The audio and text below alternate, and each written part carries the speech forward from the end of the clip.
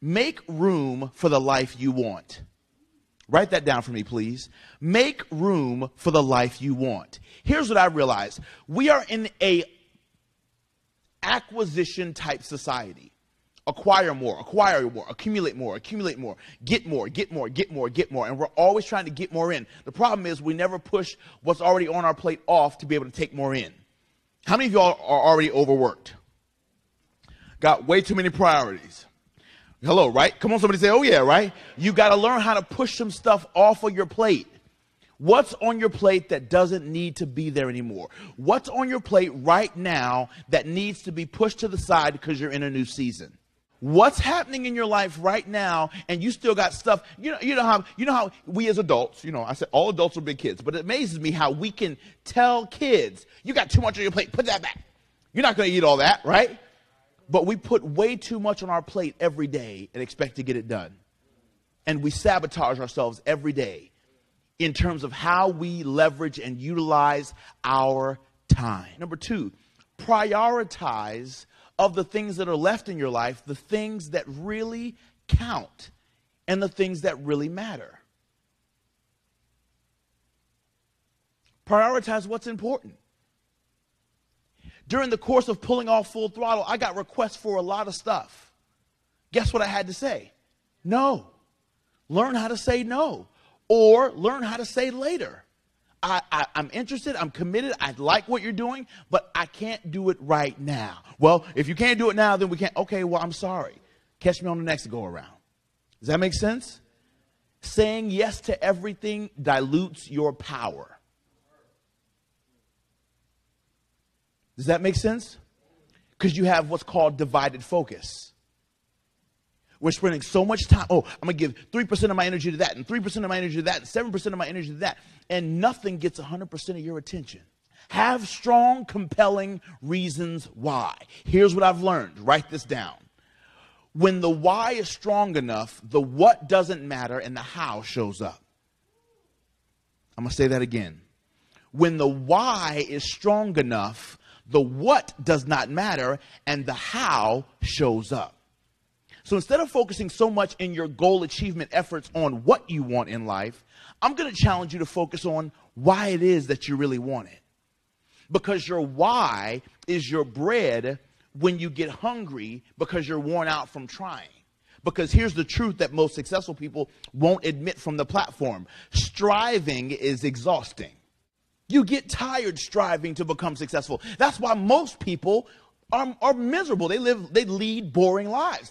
Because to be honest with you, it takes less effort to be average. It's going to take work for you to live your dreams. But here's something interesting. You're going to pay a price for being mediocre. So do you want to pay the price of discipline and hard work? Or do you want to pay the price of average?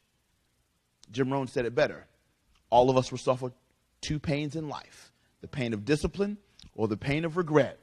The difference is that the pain of discipline weighs ounces, but the pain of regret weighs tons. Your reasons are going to give you hustle. Are you with me? That's a skill set we don't talk about. When was the last time you took a college course on hustle? If you look in the book, there's an amazing quote by Abraham Lincoln. Good things do come to those who wait. Comma. But it's only those things left behind by those who hustle. You got to learn how to hustle. In today's day and time with information coming at us every which way, every type of way, it's important that you learn how to hustle, how to manage multiple priorities. And the truth is, you will get in life what you're willing to hustle for.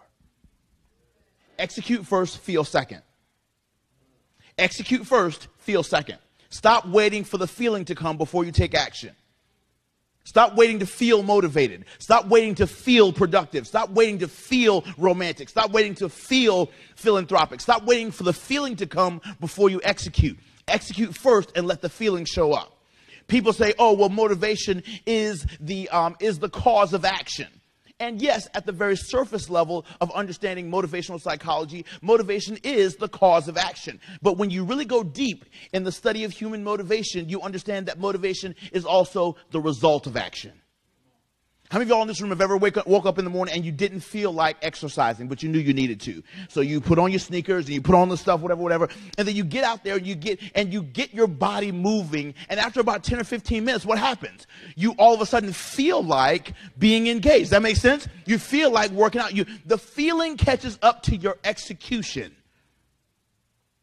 Execute first, feel second. If you let yourself be run by how you feel, you will consistently underperform. Have more fun. If you want to achieve your goals more powerfully, I need you to have 10 to 20 to 50 times more fun than you're having right now. You all are boring and it kills me. You've become adults, you've become a parent, and you're killing me. You lost your sexy, you lost your swag, you lost your excitement, you lost your zest. You've become a parent and you're stoic and you're bored out of your mind. And even if you're not a parent, you've become a corporate person, or you're working in your business and you're a CEO now and all that nonsense. Have more fun. Boil all psychology down to two things. We all know this. Your brain is motivated by two forces, pain and pleasure. That's it. You will do more to avoid pain than you will to gain pleasure. It's important that you understand that, because in order to get leverage on your brain, conscious as well as subconscious, you have to teach your brain to have more fun so that it does the things that you want it to do on a more regular basis. If achieving your goal is boring, your brain will say, we got better things to do. Come on, somebody, right? But if it's fun, if it's exciting, and you're doing it with other people, does that make sense? All of a sudden now, you got a team, you got a posse. Does that make sense? Find a way to have more fun. Write this down. Wow rewards for yourself. Wow rewards for yourself. Set fun and exciting rewards for the goals that you want to achieve in your life. You'll leverage your time better if you got a reward on the other side of what you got to produce with that time. Does that make sense? But if you don't have any reward on the other side of that time that you're getting ready to invest, guess what? You'll take longer. Footnote, parenthetical footnote, profound moment.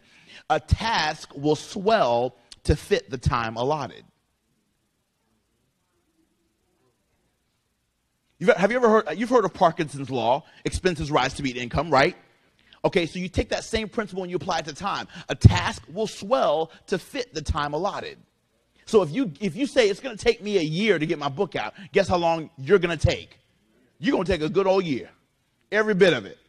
But if you say this book's got to be out in 45 days, guess what's going to happen? Something in you is going to reset itself to what, y'all? 45 days. And guess what? Guess what's going to then kick in? Your hustle factor. Does that make sense? You will take as long as you give yourself.